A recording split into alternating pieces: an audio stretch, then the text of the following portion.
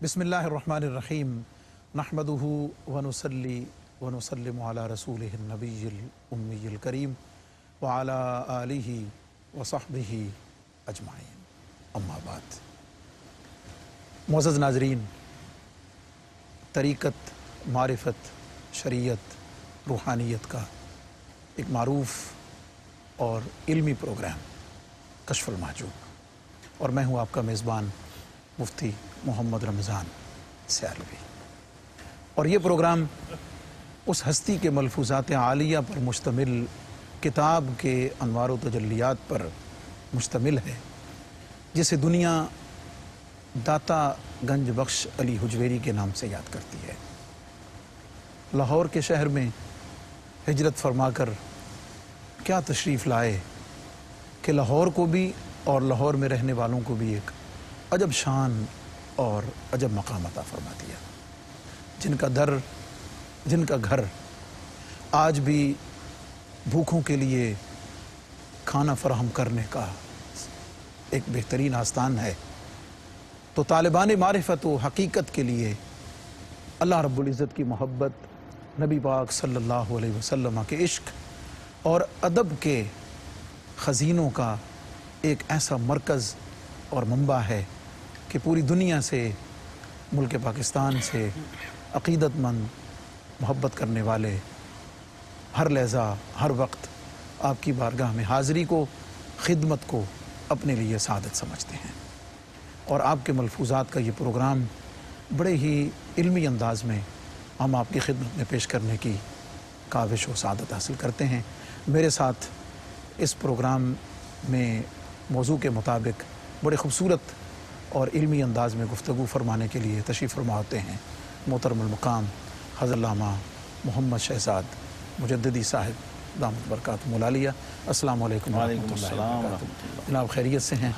अक़ीदत व मोहब्बत की बात हमने की है, और प्रोग्राम को आगे बढ़ाने से पहले हम इब्तिदा में ही हुज़ूर फ़ैज़ आलम की मोहब्बत जो पूरी दुनिया में फैली हुई है, और उशाक अपनी अपनी सलाहियतों को, इल्म को, मोहब्बत को बतौर खिराज पेश करते हुए अपने लिए सादत महसूस करते हैं। किताब कश्फ़ुल महजूब का 11वां बाब है, और ज़िक्र है हज़रात अइम्मा तबा ताबईन रिदवानुल्लाहि ताला अलैहिम अजमाइन का, और ज़िक्र है हज़रत फ़ुज़ैल बिन अयाज़ रज़ियल्लाहु ताला अन्हु का। हुज़ूर सैयदी दाता गंज बख्श अली हुजवेरी रहमतुल्लाहि ताला अलैह अपने एक मख़सूस उसलूब के मुताबिक उस हस्ती के अलक़ाबात को ज़िक्र करने के बाद आम तौर पर उनकी जो मारिफत और तरीक़त में कदम रखने से पहले की ज़िंदगी है, कुछ थोड़ा सा उसका ज़िक्र करके उनकी ज़िंदगी का जो एक टर्निंग पॉइंट होता है उस पर बात करते हुए फिर उनके मकाम और उनके मर्तबे को उजागर फरमाते हैं। हज़रत फ़ुज़ैल बिन अयाज़ रज़ियल्लाहु ताला अन्हु तौबा करने से पहले क्या करते थे, तौबा कैसे की, और जब तौबा कर ली तो तौबा पर इस्तिक़ामत अल्लाह ने कैसे अता फ़रमाई। मैं चाहूँगा कि हमारे मुअज़्ज़ज़ मेहमान उस पर गुफ्तगू फरमाएँ, और फिर हम आपकी मलफूज़ात पर बात को आगे बढ़ाते हैं। मैं अर्ज़ करता हूँ बिस्मिल्लाहिर्रहमानिर्रहीम अल्हम्दुलिल्लाहि रब्बिल आलमीन वस्सलातु वस्सलामु अला अशरफिल अंबिया वल मुरसलीन व अला आलिहि व सहबिहि अजमाइन। मुफ्ती साहब ने जो आगाज़ किया इब्तिदाइये में दाता साहब रहमतुल्लाह से अक़ीदत व मोहब्बत का, तो मुझे एक मनक़बत के एक तो शेर याद आ गए। जी ज़रूर। कि औलिया के हैं अनवार लाहौर में, औलिया के हैं अनवार लाहौर में, दाता साहिब का दरबार लाहौर में, और हम भी शहजाद दाता के साये में हैं। वाह वाह। हम भी शहजाद दाता के साये में हैं, है हमारा भी घर बार लाहौर। वाह वाह सुभान। तो ये हुजूर दाता गंज बख्श अली हुजवेरी रहमहुल्लाह की किताब का जो टाइटल है ना, कश्फ़ुल महजूब, आप देखें उसके अंदर कितनी वैरायटी, तनव्वुर है और क्या जामियत है, और किस किस तरह से ये किताब मुआशरों पर, लोगों पर, तारीख़ पर असरअंदाज हुई हज़ार साल से। और ज़ाहिर है 1000 साल पहले ये टाइटल इस नाम के साथ दाता साहब पे उतरा। बेशक ये इल्हामी टाइटल है, और फिर 1000 साला असरात आप देखिए। जदीद तरीन हमारा दौर, सफ़र में आपको भी मौका मिलता है और मुझे भी मिलता है, जब बाहर जाते हैं तो खिलाफ तवक्को बाज़ दफ़ा ऐसे ऐसे वाक़यात पेश आते हैं कि پھر تصدیق ہوتی ہے اس بات کی کہ حضور داتا گنج بخش سیدنا علی بن عثمان الحجویری رحمہ اللہ تعالی کی شخصیت اور ان کا فیض اور ان کی فکر جو اس کتاب کی شکل میں ہمارے پاس ہے وہ لوگوں پر کس طرح اثر انداز ہوئی کا سبحان اللہ. حضور داتا گنج بخش علی حجویری رحمہ اللہ تعالی آپ کے ان بزرگان دین کے ساتھ جو روحانی روابط ہیں اور آپ پر جن کا فکری انفلوئنس رہا، اثرات رہے روحانی، ان کو آپ نے ترجیحاً اپنی اس کتاب کے اندر بیان کیا تذکروں کی شکل میں، اور انہی میں ایک جلیل القدر ہستی ہیں سیدنا فضیل بن ایاز ابو علی الیربوعی الخراسانی رحمۃ اللہ تعالی علیہ. بڑی عظیم ہستی ہیں. سبحان اللہ. ان کو اکابر اجلہ جو ائمہ ہیں انہوں نے اقطاب وقت میں شمار کیا ہے. جی. یہ اپنے زمانے کے اقطاب میں سے تھے. اور حضور داتا صاحب رحمۃ اللہ کا اسلوب جو ہم مستقل دیکھ رہے ہیں کہ جب بھی کسی بڑے بزرگ کا ذکر آتا ہے تو ان کا بیک گراؤنڈ جس کی طرف آپ نے اشارہ کیا، ٹرننگ پوائنٹ کو جی. وہ ڈسکس کرتے ہیں. اب اس میں بھی ایک بہت بڑی حکمت ہے. جی. وہ یہ ہے کہ جب تک آپ ان بزرگان دین کے پس منظر سے واقف نہیں ہیں اور اس بیک گراؤنڈ سے واقف نہیں ہیں جس سے نکل کر یہ ادھر آئے ہیں، جی. اس وقت تک آپ پورا میسج جو ہے وہ آپ تک نہیں پہنچ سکتا. کسی شخصیت کا مکمل تعارف اور تاثر جو داتا صاحب کنوے کرنا چاہ رہے ہیں وہ نہیں ہو پاتا. جی. اس لیے وہ بیان کر دیتے ہیں کہ پہلے ان حالات میں تھے، پھر رجوع اور توبہ کے بعد ان حالات میں آئے. اور ایک اس کی ٹیکنیکل وجہ جو سمجھ آتی وہ یہ ہے کہ ولایت کا پہلا مقام توبہ ہے. جی. جو روحانیت کے مقامات عشرہ ہیں جی. جی. اس میں سے پہلا مقام توبہ ہے. تو بعض تو بتکلف توبہ کرتے ہیں اور کچھ ایسے بھی اولیاء اللہ گزرے جو بظاہر تھے ہی ایسے معاملات کے اندر گناہ اور ایسی زندگی کے اندر تھے جہاں سے باقاعدہ توبہ کر کے جی. اور پھر وہ مقام روحانیت کی طرف آئے.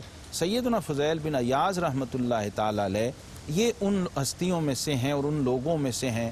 بعض علماء نے ائمہ نے لکھا ہے کہ ڈاکوؤں کے گروہ کے سردار تھے. جی. آپ نے جو ارشاد فرمایا ہے تو اس میں میرا خیال میں ایک فائدہ یہ بھی ہے کہ جب سننے والا یا پڑھنے والا ان کے مقامات اور ان کی کرامات اور ان کی بلند شان کو پڑھتا ہے اور پھر اپنے اوپر غور کرتا ہے تو ہو سکتا ہے کہ وہ یہ سمجھ لے کہ یہ تو ہو نہیں سکتا، یہ تو ہو نہیں سکتا.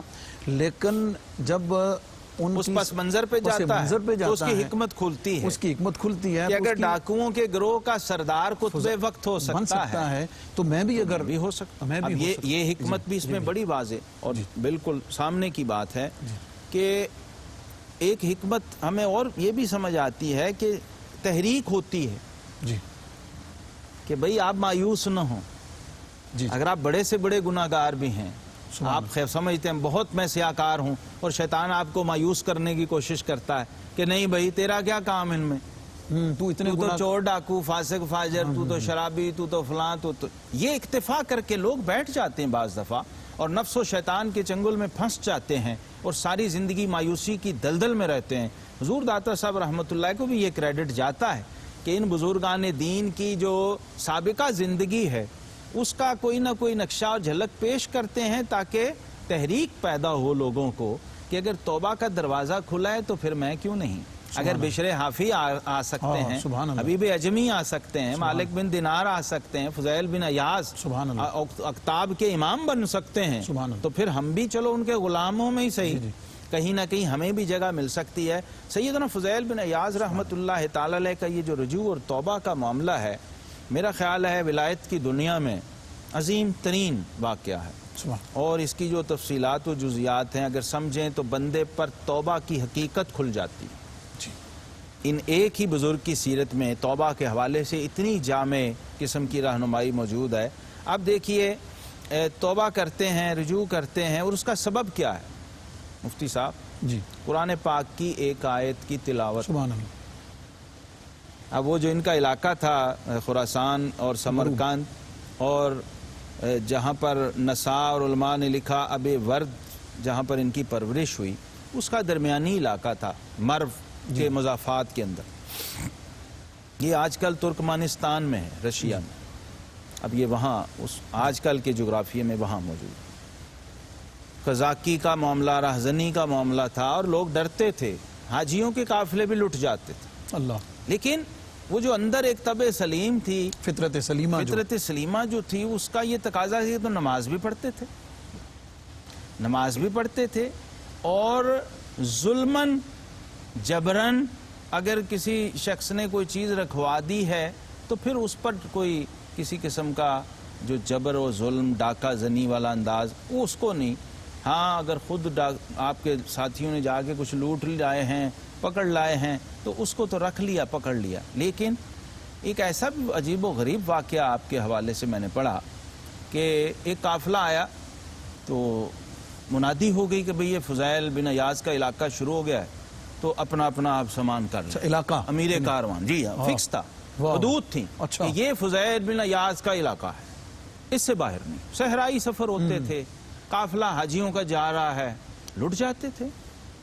تو جب اعلان ہو گیا لوگوں کو فکر پڑ گئی، اپنے اپنے رات کا وقت تھا. ایک بزرگ بڑھیا خاتون تھیں، تو ان کا مزاج جو بوڑھی عورتوں کا ہوتا ہے، ایک چھوٹی سی گتھلی، اس میں اپنا کل اثاثہ سنبھال کے بیٹھی. تو اب جب اعلان ہو گیا تو سوچنے لگی کہ میں اب کیوں نہ اس کو کہیں چھپا دوں، اس گتھلی کو، یا کہیں کسی کے پاس امانت رکھوا دوں تاکہ اگر ڈاکہ پڑے اور ڈکیتی ہو تو ہم بچ سکیں، میں بچ جاؤں، میرا سامان بچ جائے. وہ منہ اندھیرے خاتون نکلی صحرا میں، دیکھا کوئی آبادی کو گاؤں نظر آئے تو میں وہاں یہ رکھواؤں. دور آبادی کے کچھ آثار نظر آئے، اس طرف کو چلنا شروع کر دیا. راستے میں دیکھا کہ ایک شخص مصلی پہ نماز پڑھ رہا ہے. دیکھا کہ بڑا نیک آدمی نماز پڑھ رہا ہے، تو میں اس کے پاس ہی رکھوا دیتی ہوں. کہنے لگیں کہ جی یہ میں قافلے میں ہوں اور یہاں ٹھہری ہوں، تو یہ میری امانت ہے، یہ آپ اپنے پاس رکھ لیجئے، صبح جب روشنی ہوگی تو میں آپ سے آ کے لے جائیں. انہوں نے کہا جی ٹھیک ہے. کہنے لگے یہ مصلی اٹھاؤ بی بی اور اس کے نیچے رکھ دو. مصلی اٹھایا، اس کے نیچے رکھ دیا. وہ جو اپنی گتھلی تھی اور اماں جی بڑی خوش واپس آ گئیں کہ میں رات کو ڈاکہ پڑا اور سارا قافلہ لٹ گیا. حضرت اس کو یہاں سے جاری رکھیں گے ہم. معزز ناظرین، حضرت فضیل بن عیاض رضی اللہ تعالیٰ عنہ، ان کی توبہ سابقہ زندگی، اور اس کے بعد پھر اللہ نے کیسے کرم کیا اور گناہگاروں کے لیے، سیاکاروں کے لیے، ہم جیسے گناہوں میں مبتلا لوگوں کے لیے کیسے ایک اللہ رب العزت کی رحمت کی ڈھارس اور امید ہے، لا تقنطوا من رحمت اللہ کا مظہر ہے. اس کو دیکھنے کے لیے ہمارے ساتھ رہیے. واپس آتے ہیں ایک مختصر سے بریک کے بعد.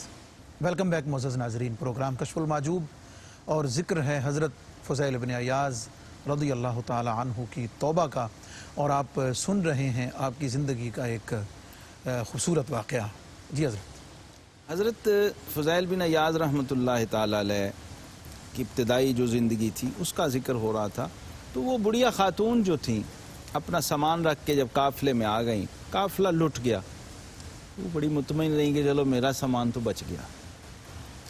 جب روشنی ہوئی صبح تو وہ ڈاکوؤں کا سردار، ان کے سامنے قافلہ، لوگ پیش ہوئے. جب یہ بڑھیا آگے بڑھی تو دیکھا وہ جو ڈاکوؤں کا سردار تھا وہ وہی شخص تھا جو رات کو مصلی پہ نماز پڑھ رہا. وہ ماتھا پیٹا، اس نے کہنے لگی ہائے ہائے میری قسمت، لوگوں کو تو لوٹا ہے، میں تو اپنے ہاتھ میں جا کے دے آئی. اپنا ہاتھ، سارا کچھ دل میں خیال آ رہا. سوچا اچھا، پھر ذرا ہمت کی تو آگے بڑھی. یہ تو بڑی خواتین میں ایک چیز ہوتی ہے، جرت، تھوڑی سی جرت. وہ آگے بڑھی اور جا کہا بھی تم وہی شخص نہیں جو رات مصلی پہ نماز پڑھ رہے تھے؟ ان کا اماں جی میں وہی ہوں. تو میں نے تمہارے پاس ایک امانت رکھی تھی. ان کا جی رکھی تھی، وہ مجھے واپس کرو. انہوں نے کہا جی آپ نے جہاں رکھی تھی نا وہ وہیں پڑی ہوئی ہے. واہ. مصلی کے نیچے آپ نے رکھی تھی نا، وہاں سے جا کے لے لیں، وہ آپ کو مل جائے گی. اب یہ، اور دوسری بات کہ دیوار پہ چڑھے ہیں، اندر سے کاری کی آواز آ گئی. اور داتا صاحب رحمۃ اللہ علیہ نے اس واقعے کو یوں لکھا کہ ایک تاجر جو ہے جی وہ جا رہا ہے ساز و سامان کے ساتھ، اور جب اسے بتایا گیا کہ بھائی راستے میں تو فضیل ڈاکو کا علاقہ پڑتا ہے تو آپ کیسے بچیں گے، کوئی اپنے لیے باڈی گارڈز اور کچھ رکھو. اب دیکھیے ہمارے سلف کا طریق کیا تھا. انہوں نے کہا باڈی گارڈ کیا کرنے، ایک اچھا سا قاری ساتھ رکھ لو، قرآن پڑھنے والا ساتھ، قرآن پاک کی تلاوت کرتا رہے گا، حفاظت رہے گی، سبحان اللہ، برکت رہے گی. ان کا ٹھیک ہے.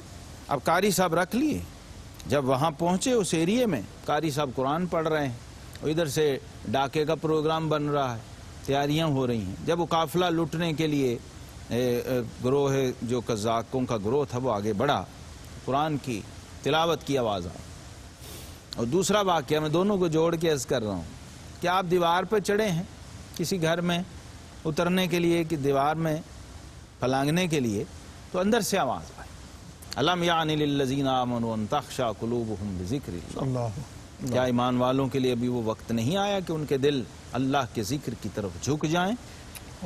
بس یہ کان میں اس آیت کا پڑھنا تھا مفتی صاحب تو آپ کی کیفیت تبدیل ہو گئی، اور فوراً وہاں کا الان یا ربی، اے اللہ سبحان اللہ۔ وہ گھڑی آ گئی ہے، وہ وقت آ گیا ہے، سبحان اور اللہ۔ چیخ ماری اور واپس چھلانگ لگا دی اور گڑ گڑانے لگے اور رونے لگے اور اللہ کی طرف رجوع کیا کہ اے میرے مالک و مولا، میں تیری بارگاہ میں جھک گیا ہوں، سرنڈر کر دیا میں نے، سبحان اپنے اللہ، آپ کو پیش کر دیا، سبحان اللہ۔ اب توبہ کرتا ہوں۔ اب توبہ جو ہے اس کا پہلا سٹیپ تو اپنے مالک سے رجوع، جی ندامت، شرمندگی اور ندامت کے آنسو بہا کے سبحان اللہ۔ اللہ رب العالمین کی بارگاہ میں رجوع کرنے کے بعد پھر داتا صاحب رحمۃ اللہ نے اشارہ بھی دیا کشف المحجوب کے اندر کہ اب وہ توبہ، چونکہ معاملہ ایسا تھا کہ لوگوں کے ساتھ معاملات تھے نا، لوگوں کے مال لوٹے ہوئے تھے، جی بہت ڈاکے مارے ہوئے تھے، تو اب سارا اس توبہ نے یہاں تک اکسایا، ابھارا کہ اس فکر میں پڑ گئے کہ اللہ سے تو اپنے گناہوں کی توبہ کر لوں گا، جو لوگوں کے حقوق غصب کیے ہوئے ہیں، جو لوگوں پر ظلم اور جبر ہوا ہے، جو لوگوں کے ساتھ زیادتیاں ہوئی ہیں اور ان کے حقوق کی پامالی ہوئی ہے، اس کا ازالہ اور اس کا کفارہ کیسے؟ تو بعض جگہ اہل علم نے، تذکرہ نگاروں نے لکھا ہے کہ آپ علماء کے پاس گئے۔ جی اب یہ وہ دور ہے کہ علماء کون ہیں؟ ابراہیم ابن ادھم ہیں، جی جی، سفیان ابن عیینہ ہیں، امام اعظم ابو حنیفہ سبحان ہیں، اللہ۔ سفیان ثوری رحمہ اللہ جیسے ائمہ۔ ان سے پوچھا جی اب میں کیا کروں؟ انہوں نے کہا اللہ کی بارگاہ میں تو آپ نے توبہ کر لی، لیکن جو بندوں کے حقوق ہیں وہ واجب الادا ہیں، وہ ڈیو ہیں، وہ توبہ کا حصہ ہیں، وہ آپ نے ادا کر۔ ایک فہرست اپنے جب تک حافظہ، یادداشت اور معلومات کی حد تک بنائی اور شروع کر دیا، لوگوں کا مال واپس کیا جائے، جو لوٹا ہوا ہے اللہ واپس پہنچاتے رہے، دیتے رہے، جہاں کوئی خبر ملتی فلاں وہاں ہے، فلاں وہاں ہے، جا کے پہنچاتے رہے، اور یہاں تک نوبت آ گئی کہ سب کچھ ختم ہو گیا، جو کچھ لوٹا ہوا تھا سب ختم ہو گیا، لیکن ایک شخص ابھی باقی تھا جس کا حق ادا کرنا ہے، اور وہ ایک یہودی تھا، جی اور یہودی بھی تھا ایک سوداگر جو جیولرز کا، سونے کا کام، جیولری کا کام کرتا تھا، سنار تھا۔ جی پتہ کر کے ڈریس ڈھونڈ کے اس کے پاس بھی پہنچے اور نقاب کیا ہوا اس کو تعارف نہیں کرایا، جا کے ایک کونے میں بیٹھ کے جب وہ اپنی دکانداری سے، بزنس سے فارغ ہوا تو جا کے عاجزی سے، تواضع اور شرمندگی سے اس کی خدمت میں پیش ہوئے اور کہا کہ جناب میں فضیل بن ایاز ہوں۔ اللہ، تو وہ شخص لرز گیا، اپنی دکان میں موجود دیکھ کر کانپ گیا کہ فضیل بن ایاز، یعنی اس نے کہا فضیل ڈاکو؟ ان کا ہاں، لیکن میں نے توبہ کر لی ہے، اللہ، میں نے توبہ کر لی ہے اور میں آپ کے پاس آ گیا ہوں، اور میرے پاس اب آپ کو لوٹانے کے لیے کچھ نہیں ہے، جو کچھ بھی آپ کا لوٹا ہوا سامان اور مال تھا وہ تو ختم ہو چکا، میں لوگوں کو دیتا رہا، ادا کرتا رہا، اب میں خود آ گیا ہوں اور اس ارادے سے آیا ہوں کہ جب تک آپ کا وہ لوٹا ہوا مال جو ہے وہ پورا نہ ہو جائے میں بطور غلام آپ کی دکان میں کام کروں گا، اللہ، اللہ، آپ مجھے ملازم رکھیں، خدمت بتا دیں، وہ میں کرتا رہوں گا، اور جتنے سال آپ کہیں گے میں کروں گا تاکہ وہ حساب بے باک ہو جائے۔ اللہ، وہ یہودی تورات کا عالم تھا، پڑھا لکھا تھا، اس نے کہا اچھا ذرا بیٹھو سائڈ پہ، میں ان سے بات کرتا ہوں۔ معاملات اس نے اپنے جب نپٹا لیے تو کہنے لگا فضیل آ جاؤ اندر، بلایا، کہنے لگا وہ پچھلے سٹور میں جاؤ اور ایک سونے کا اشرفیوں کا تھیلا ہے وہ اٹھا کے لاؤ۔ آپ اندر گئے، وہ تھیلا پڑا تھا، آپ نے اٹھایا، لا کے اس کے پاس رکھ دیا۔ اب جب اس نے وہ تھیلا کھولا تو سونے کی ڈلیوں سے وہ بھرا ہوا تھا، سونے کی چھوٹی چھوٹی اینٹوں سے، تو اس نے ایک چیخ ماری ایک یہودی نے اور کہنے لگا فضیل بن ایاز تمہیں مبارک ہو، تمہاری توبہ قبول ہوگی۔ سبحان اللہ، کہ جی وہ کیسے؟ کہنے لگا یہ مٹی کے ڈھیلے پڑے ہوئے تھے میرے سٹور میں، اور میں نے تورات میں پڑھا تھا کہ جو شخص سچی توبہ کر کے بارگاہ الہی میں آتا ہے اور اس کی توبہ قبول ہو جاتی ہے، اگر وہ مٹی کو ہاتھ ڈال دے تو سونا ہو جاتی ہے۔ اللہ، تو میں نے دیکھنا تھا کہ تیری توبہ سچی ہے یا نہیں، واہ واہ واہ، یہ دیکھنے کے لیے میں نے تجھے اندر بھیجا تھا، اور تیرے ہاتھ لگتے ہی وہ مٹی سونا ہو گئی ہے۔ اب تو ہاتھ ادھر لا، میں تیرے ہاتھ پہ توبہ کرتا ہوں۔ سبحان اللہ، یہ سچی توبہ کا فیضان اور برکت، اور یہاں سے پھر آغاز ہوا۔ پھر آپ کوفہ آئے، اہل علم سے پڑھا، حدیث پڑھی، آپ راویان حدیث میں سے ہیں، حضرت آپ کی روات اجازت کے حدیث میں۔ ساتھ آگے بڑھنے سے پہلے یہ واقعہ جو آپ نے حضرت فضیل بن عیاض رضی اللہ تعالیٰ عنہ کا فرمایا، توبہ ایک میں سمجھتا ہوں کہ گناہگار آدمی کے لیے اللہ رب العزت کا بہت بڑا انعام ہے۔ بے شک، بے شک، اللہ تعالیٰ نے اس کو یہ تحفہ عطا فرمایا۔ بے شک۔ اور معاشرے میں ہم دیکھتے ہیں ایک معاشرتی خرابی کے طور پر ہم اس کو لے سکتے ہیں کہ لوگ تائب ہوتے ہیں، اس میں کوئی شک نہیں، جی۔ توبہ کرتے ہیں، لوگوں کو پتہ چلتا ہے، بڑے بڑے مجموعوں میں علل اعلان توبہ کا ایک ہوتا ہے، لیکن یہ جو چیز آپ نے بھی بیان فرمائی ہے اور قرآن و سنت کی روشنی میں توبہ کی جو شرائط ذکر کی گئی ہیں، ان میں سے ایک خاص یہ بھی ہے شرط جو ذکر کی گئی، کیا فرمائیں گے یعنی سننے والوں کے لیے کہ اس کی کس حد تک، یعنی ہم یہ دیکھتے ہیں کہ معاشرے میں ایک آدمی جو ہے ایک وقت تک بڑی اپنے لوٹ کسوٹ، جو بھی فراڈ، کمپنیوں کا فراڈ، بینکوں کا فراڈ اور پتہ نہیں کیا کیا کچھ، اپنے سارے معاملات وہ یعنی دنیا داری کے سیدھے کر لیتا ہے، جب اسی حرام مال سے پہلے بلڈنگیں اور پلاٹ تیار کر کے پھر عمرے اور حج اس کی کمائی سے کرتا رہتا ہے، اس کی کمائی سے کرتا رہتا ہے، الیاذ باللہ العظیم، یا اور کئی صورتیں ہیں مثال کے طور پر، مطلب اور اس کی کئی صورتیں ہیں کہ اس کے بعد وہ اب وہ اس کا جو ہے سمجھتا ہے کہ میں نے توبہ کر لی ہے اور میں نیک ہو گیا ہوں، میں نیک ہو گیا ہوں۔ کیا فرمائیں گے یعنی حضرت فضیل بن عیاض کا یہ جو عمل مبارک ہے کہ حقوق العباد کی جو حق تلفی کی ہوئی تھی، اس کو پورا بڑا لمحہ فکریہ ہے۔ آپ دیکھیں ہم کس دور کے لوگ ہیں کہ جس میں توبہ بھی ایس ایم ایس پہ ہوتی ہے۔ جی، سال بعد شب برات آئی تو ہم نے کسی کو میسج کر دیا کہ آپ کی مہربانی مجھے معاف کر دیں، ہاں جو کچھ میں نے وہ بڑا ڈیٹیل کے ساتھ اس کو، یہ توبہ کے ساتھ مذاق ہے۔ اللہ، یعنی توبہ کی روح اور حقیقت ادھر سیدنا فضیل بن عیاض کو دیکھیے اور ان سے سیکھیے، یہودی سے جا کے انہیں آفر کر رہے ہیں، یہ نہیں کہا جی مجھے معاف کر دو، یہ بھی تو ہو سکتا تھا۔ ہاں جی، انہیں پتا تھا معافی کی حقیقت کیا ہے۔ یہ وقتی طور پہ بندہ آپ کو کہہ بھی دے جا میں نے تمہیں معاف کیا، تو اس کی روح اور اس کی حقیقت جب تک ساتھ شامل نہیں ہے، اس وقت تک آپ کو سرخروئی نہیں مل سکتی، آپ کو فیضان توبہ کما حقوہ نصیب نہیں ہو، اسی وجہ سے شاید توبہ کی قبولیت کے اثرات بھی نہیں ہوتے، پھر آگے اس کے نتائج آپ کو نہیں ملتے، اس کے نتائج کہ توبہ کی جو لوازمات و شرائط ہیں اس میں تو یہ ہے کہ آپ پھر گناہ کی طرف لوٹیں ہی نہ، اور گناہ سے آپ کو پھر نفرت اور کراہت طبعاً پیدا ہو جائے، اور پھر آپ کا جیسے مثال میں نے عرض کی ہے کہ آپ پھر مٹی کو ہاتھ ڈالیں تو وہ سونا ہو جاتی ہے، یعنی آپ کا تھوڑا اور چھوٹا عمل بھی اللہ کی بارگاہ میں بہت بڑا ہو جاتے، جسے حدیث میں فرمایا گیا کہ تم میں سے کوئی ایک سونے کا پہاڑ اللہ کی راہ میں دے دے اور میرے صحابہ میں سے کوئی ایک مٹھی جو کی دے دے، تو فرمایا اللہ کی بارگاہ میں وہ جو کی مٹھی زیادہ محبوب اور عزیز ہے۔ اس کی وجہ یہ ہے کہ وہ قرب، وہ قبولیت سے جو آپ کو ملنا ہے، اس کے نتیجے میں جو آپ کے اعمال ہیں، اس کے جو نتائج ہیں وہ تبدیل ہو جاتے ہیں۔ تو توبہ کے حوالے سے یہ بڑا لمحہ فکریہ ہے کہ ہم لوگ سمجھ لیتے ہیں کیونکہ میں نے تو اللہ سے توبہ کر لی ہے اس لیے ختم ہو گیا، ایسا نہیں ہے۔ جب اس میں لوگ انوالو ہیں، جب اس میں حقوق العباد انوالو، مثال میں دے دیتا ہوں، والدین کی اگر آپ نے نافرمانی کی ہوئی ہے، استاد کی نافرمانی کی ہوئی ہے، کسی بڑے کا کسی چھوٹے کا دل دکھایا ہوا ہے، کسی کو اذیت دی ہوئی ہے، کسی کا حق یا مال غصب کیا ہوا ہے، وہ نہ صرف اسے لوٹانا ہے بلکہ وہ جو اذیت اس پر الگ پہنچی تھی اس سے اس کا 100% اطمینان ضروری ہے۔ اللہ، اور وہ اطمینان کی یہ مثال ہے کہ آپ یہ نہیں کہہ رہے اچھا جی یہ مال لے لیں ہمیں معاف کر دیں، ان کا جی مجھے ہی رکھ لیں۔ اللہ، اب یہ صدق اور اخلاص کی انتہا ہے اور معراج ہے جو اللہ کی بارگاہ میں آپ کو مقبول و محبوب بناتی ہے، اگر آپ یہ اللہ کے لیے کر رہے ہیں۔ معزز ناظرین، توبہ اور توبہ کا ایک خصوصی وصف اور اس کی خاص شرط حقوق العباد سے متعلق اس پر خاص گفتگو حضرت علامہ محمد شہزاد مجددی صاحب نے فرمائی۔ ہمارے ساتھ رہیے۔ حضرت فضیل بن عیاض رضی اللہ تعالی عنہ کی شخصیت اور اس کے بعد پھر اگلے مراحل آپ کی زندگی کے کیسے بڑھتے ہیں اور آپ کیسے اقطاب وقت میں آپ کا شمار ہوتا ہے، ہمارے ساتھ رہیے۔ Welcome back soon, stay with اس۔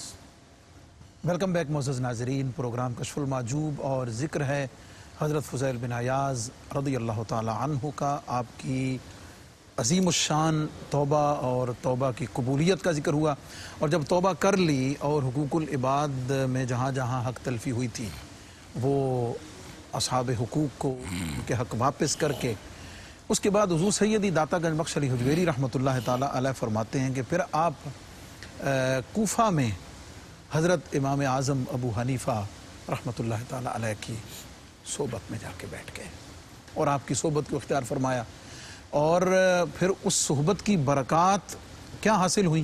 حضرت ایک تو یہ فرمائیں کہ وہ زمانہ جیسا کہ آپ نے فرمایا ہے اس میں حضرت امام اعظم ابو حنیفہ کی صحبت کو اختیار کر لینا، سبحان اللہ، اور اس کے بعد پھر جو آپ کی تعلیم و تربیت کے نتیجے میں امام الحدیث کے طور پر جی آپ سامنے آئے۔ بے شک۔ حالانکہ حضور داتا گنج بخش علی حجویری نے بھی فرمایا اور معروف ہے کہ حضور امام اعظم علیہ الرحمہ کی جو خصوصی شان ہے وہ تو امام الفقہ بے شک ہونے میں ہے، لیکن آپ کو فیض ملا کہ آپ امام الحدیث بنے۔ جی کیا یعنی آپ کی صحبت اور اس کی برکات اور نتیجہ اور فیض؟ مفتی صاحب آپ نے اب اشارہ کر دیا ہے تو ہماری رگ حنفیت چھیڑ دی، سبحان تو میں عرض کر دوں کہ ہمارے امام الحمدللہ امام الائمہ فی الحدیث بھی ہیں، سبحان اللہ، امام اعظم ابو حنیفہ رحمۃ اللہ۔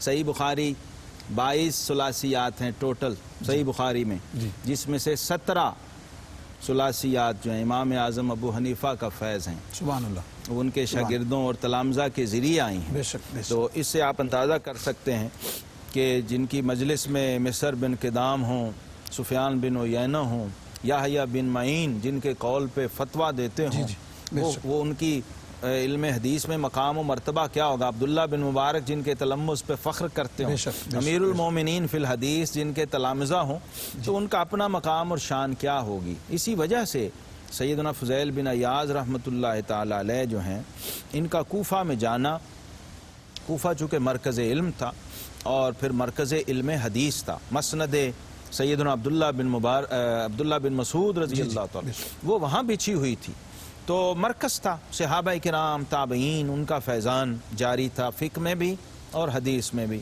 تو اور ائمہ سے بھی آپ نے استفادہ کیا، جن میں حضرت سفیان بن عیینہ رحمۃ اللہ تعالی علیہ، یہ صحیح بخاری کے روات میں سے ہیں اور جلیل القدر امام ہیں، جلیل القدر امام جن کا بڑا مشہور قول ہے کہ الحدیث مضلۃ الا للفقہاء، سبحان اللہ، کہ حدیثیں گمراہ کر دیتی ہیں سوائے فقہاء کے۔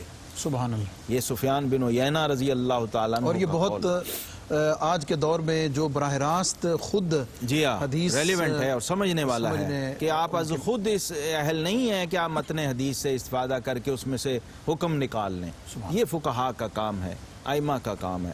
تو سیدنا فضیل بن عیاض رحمۃ اللہ تعالی علیہ کو میں سمجھتا ہوں اللہ کی طرف سے بہت بڑا انعام بھی ہے کہ آپ توبہ کے فوراً بعد، اچھا یہاں رک کے ہمیں سوچنا ہے مفتی صاحب، ایک یہ ہے کہ ہم نے توبہ کی اور عبادت میں لگ گئے، اللہ اللہ کرنے لگ گئے، جی، اور ایک یہ ہے کہ ہم نے توبہ کی تو سوچا کہ اب عبادت کرنی ہے، اللہ کے راستے پہ چلنا ہے تو ذرا سیکھ کے چلیں، ہاں واہ جی واہ، پہلے تربیت ماشاء حاصل اللہ، کریں۔ بہت بہت خوب، تو یہ ہمارے ائمہ ہمیں بتا رہے ہیں یہ راستہ کہ آپ نے جا کے جب توبہ کر لی ہے تو پھر جو اہل علم ہیں فَاسْأَلُوا أَهْلَ الذِّكْرِ إِن كُنتُمْ لَا تَعْلَمُونَ، پھر ان کے پاس جانا ہے، پھر ان سے کمال حاصل کرنا ہے، خود تعلیم تربیت کے جو مراحل ہیں وہ آپ نے طے کرنے ہیں۔ ادھر امام اعظم رحمۃ اللہ تعالی علیہ سے ظاہری علم میں آپ فیض لے رہے ہیں، یہ بھی یاد رہے، یہ بڑا باریک نکتہ۔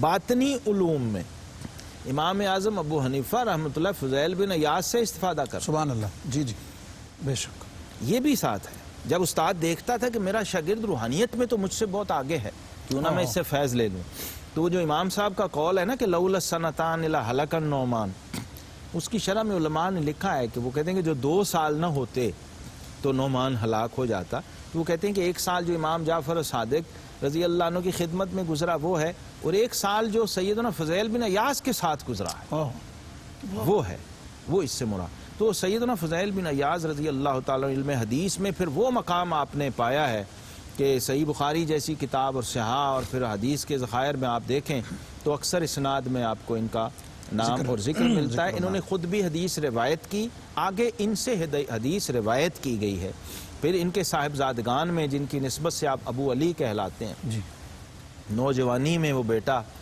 اس مقام پہ آیا کہ باپ بھی رشک کرتا تھا سبحان اللہ، اور آپ کے سامنے ہی وفات پا گئے تھے آپ کی زندگی میں، نوجوانی میں، اور ان کی وفات کا سبب بھی کیا تھا؟ قرآن پاک کی ایک آیت۔ سبحان اللہ، کوفہ میں قاری آئے اور بڑی خوبصورت تلاوت کرتے تھے، تو آپ کے صاحبزادے حضرت علی بن فضیل بن عیاض رحمۃ اللہ تعالیٰ یہ بھی سننے کے لیے چلے گئے۔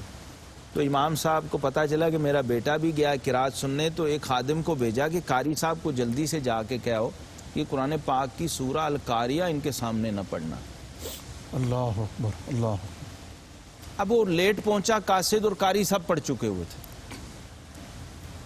جب قاری صاحب نے وہ آیات پڑھی تو حضرت علی بن فضیل بن عیاض، اور ایک روایت میں سورہ انعام کی ایک آیت تھی، وہ پڑھی قاری صاحب نے، اور اس کو سننے کا یہ اثر ہوا کہ خشیت اور خوف الہی میں تڑپتے رہے اور پھر اسی حال میں روح پرواز کر گئی۔ اللہ اکبر، سبحان اللہ، یہ بچوں کا حال تھا، بچپن میں ایسی تربیت کی تھی ان کی سبحان اللہ، کہ اٹھا کے پیار کر رہے ہیں ایسے اچھال کے ہوا میں، تو بیٹا کہہ رہا ہے کہ ابا جان آپ تو کہتے ہیں مجھے صرف اللہ سے ہی پیار ہے، والذین آمنوا اشد حبا، بیٹا کہہ رہا ہے، بچہ جسے ہوا میں اٹھا لا۔ فضیل بن عیاض وہ ہستی ہیں جن کے گھر کی فضا میں بھی ولایت توڑتی، اللہ، اور پھر آگے اولاد میں، بچوں میں، خدام میں بھی۔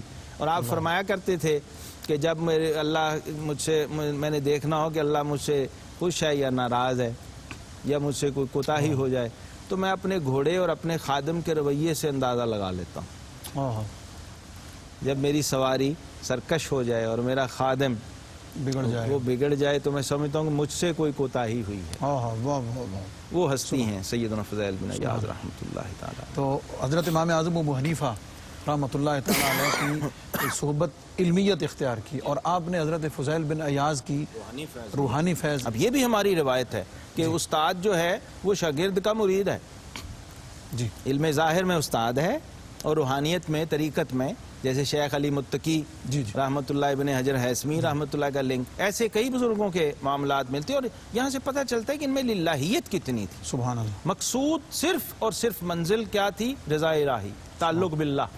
حضور سیدی داتا گنج بخش علی اجویری رحمۃ اللہ تعالیٰ علیہ نے حضرت فضیل بن عیاض رضی اللہ تعالیٰ عنہ سے مروی ایک حدیث نقل فرمائی کہ من عرف اللہ حق معرفتہ عبدہ بکل طاقتہ، سبحان اللہ، کہ جس نے اللہ رب العزت کا جو عرفان حاصل کر لیتا ہے وہ اپنی تمام قوت و ہمت اللہ کی عبادت میں لگا دیتا ہے۔ اب دیکھیے کیا خوبصورت بات ہے، اس کا مطلب کیا ہوا؟ سادہ زبان میں اگر ہم کہیں تو اس کا مطلب یہ ہے کہ ہر شخص اپنی معرفت الہی کے مطابق اللہ کی عبادت کرتا ہے، جی، جتنی اس کو، یعنی عابد جتنا بڑا عارف ہوگا سبحان اللہ، اتنی ہی بڑی عبادت کر رہا ہوگا۔ اب عبادت سے یہاں مراد میری کوانٹٹی میں نہیں ہے، جی، کوالٹی میں ہے، جی، یعنی اس کی عبادت کے نتائج و ثمرات۔ بے شک، جس درجے کا عارف ہوگا اسے، جیسے قرآن پاک میں فرمایا وما خلقت الجن والانس الا لیعبدون۔ یہاں چلتے چلتے یہ بھی وضاحت ہو جائے ہمارے ناظرین کے لیے، ہم سب کے لیے، کہ یہاں معرفت الہی سے کیا خاص مراد ہے؟ ہاں، معرفت الہی سے مراد سادہ لفظوں میں اگر کہیں تو تعلق باللہ، جی، تعلق باللہ کی وہ جہت جس کا ایک سرا خود آپ ہیں اور آپ کی ذات ہے، جسے صوفیہ کہتے ہیں من عرف نفسہ فقط عرف ربہ، وہ تعلق جو آپ نے عرفان ذات کے ذریعے خود دریافت کیا ہے، وہ ہر انسان کا، ہر انسان کے عابد لیے کا، ہر عارف کا دوسرے سے مختلف اپنا الگ ہوتا ہے، الگ ہوتا ہے، بالکل۔ تو وہ عبادت کرنے والا اگر معرفت سے محروم ہے تو وہ اصل میں عبادت نہیں کر رہا، بس ایکسرسائز کر رہا ہے۔ اللہ اکبر، کیونکہ سیدنا ابن عباس نے جو میں نے آیت پڑھی، لیعبدون سے مراد لکھتے ہیں لیعرفون، جی، اور یہی مقصد تخلیق انسانی ہے۔ کنت کنزا مخفیا فاحببت ان اعرف فخلقت الخلق، جی تو جو مقصد تخلیق ہے وہ تو معرفت بیان کیا گیا. عبادت اس کا ذریعہ ہے, عبادت سورس ہے, اظہار ہے اظہار ہے اس کا, اس معرفت کا. اس معرفت. تو اگر تو اس عبادت میں عرفان و معرفت شامل ہیں تو پھر تو وہ عبادت ہے, اور اگر اس میں معرفت نہیں, عرفان نہیں, اپنے معبود سے تعلق ہی کوئی نہیں, اکیلا ہی بندہ, تو اس کو تو حدیث میں ہم ذکر کر چکے ہیں پہلے کشف المحجوب میں کہ وہ جو ایسے ہے جیسے کولو کا بیل ہے, اس میں بے روح ہے, پھول بغیر خوشبو کے ہے. یہ سمجھنے کی باتیں ہیں. اور کشف المحجوب کا کرکس اور اصل روح اور نچوڑ اور خلاصہ وہ یہی ہے کہ آپ کی کوئی عبادت اور آپ کی بندگی کی کوئی جہت ایسی نہیں ہونی چاہیے جو معرفت سے خالی ہے. مفتی صاحب, بلکہ میں تو اب یہاں یہ بھی عرض کر دوں کہ جو حضور داتا صاحب رحمۃ اللہ کے مزار پہ حاضری دینے والے ہیں وہ بھی تو سارے برابر نہیں ہیں نا. اللہ ماشاءاللہ. صاحب مزار کی معرفت سب کو برابر نہیں ہے. اگر فرید الدین مسعود گنج شکر آتے ہیں تو اور انداز ہے, خواجہ غریب نواز آتے ہیں تو اور انداز ہے, حضرت مجدد سرہند آتے ہیں تو اور انداز ہے, عام آدمی ہم جیسے جاتے ہیں تو اور انداز ہے. ہم تو جالیوں کو, مزار کو اور گنبد کو دیکھ کے آ جاتے ہیں. واہ واہ سبحان اللہ. کچھ ایسے ہیں صرف تبرک کھا کے آ جاتے ہیں, انہیں وہ ملتا ہے, سبحان لنگر کے لیے جا رہا ہے, کوئی حاضری کے لیے جا رہا ہے, کوئی پھول ڈالنے جا رہا ہے صرف.